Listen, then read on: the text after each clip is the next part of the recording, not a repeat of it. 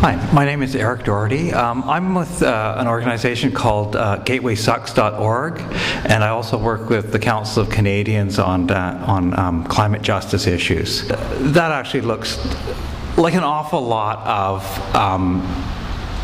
Langley, Surrey, actually some areas of South Vancouver look like that as well. Very hostile place for pedestrians. And when you come to the question of justice and environmental justice, I like to start at the really local level with the person who's forced to live in this kind of place, and that's more and more where low-income people are living, is in these automobile-dependent areas, but they can't afford to own cars anymore. So you got people living in places where it's virtually impossible to get across the street safely. And they're living quite often in the most polluted locations, right beside highways and major roads. And this is actually the direction that we've been going in for years and years, is that pushing the lower income people out of the city, the more pedestrian friendly areas, into the outer burbs where it's very difficult to live well without a car. And so the choices actually become pretty simple. This is not necessarily rocket science. Back in the 1940s and 1950s, the planners decided that motordom was the way to go, that everybody should own a car, and that pedestrians and transit should be shoved aside. Places like Vancouver, that was the era when we ripped up the streetcar tracks. That's when the interurban electric trains that used to go up to the valley were discontinued. The tracks for those were not actually totally ripped up. If you look underneath the SkyTrain tracks out in Burnaby, you can see where the old interurban tracks are still there.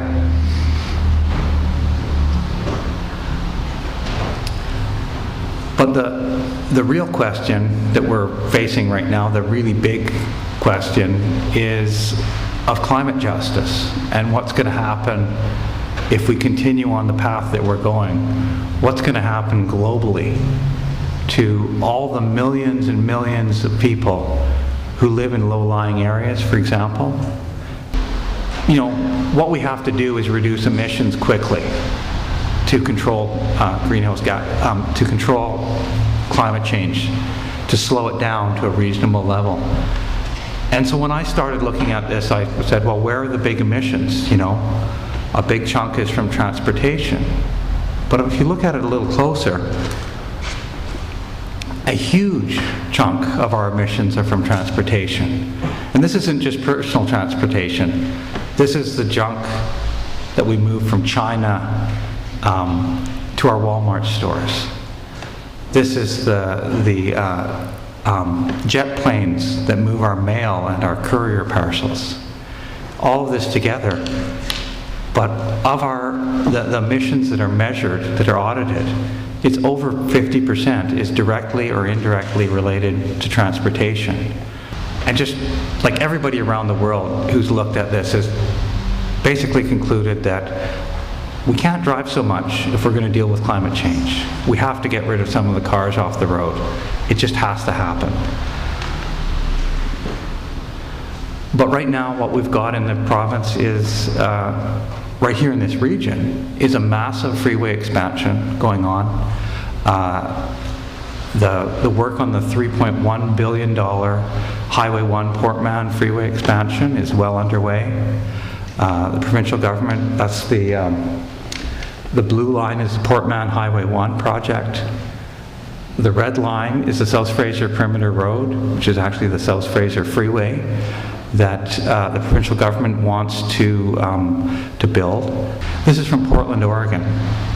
They figure that it's a 300-to-1 ratio. You can build 300 miles or 300 kilometers of bikeways for 1 kilometer of urban freeway.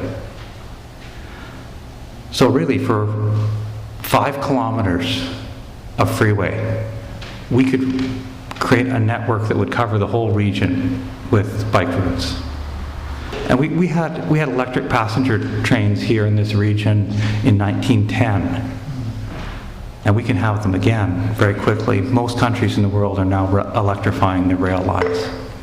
Yeah, and when it comes to passenger transportation, this is not a very clear slide, but what it's showing is just relatively how much energy and environmental damage, what the ecological footprint is of driving alone, taking an electric bus, and riding by bicycle. This is something from the Sightline Institute in Seattle, Washington. They just did a looking at a visual of what it looks like when all the people in vehicles on a stretch of road get into buses. So we actually have a lot of space to work with, even if we only get a small number, a fairly small percentage of drivers out of their cars and onto transit. This is actually a real-world example from Ottawa, where they just repainted the lanes and made the shoulder a bit wider for bus lanes. That's just a bus stop in Brazil. You don't have to get wet when you're waiting for a bus.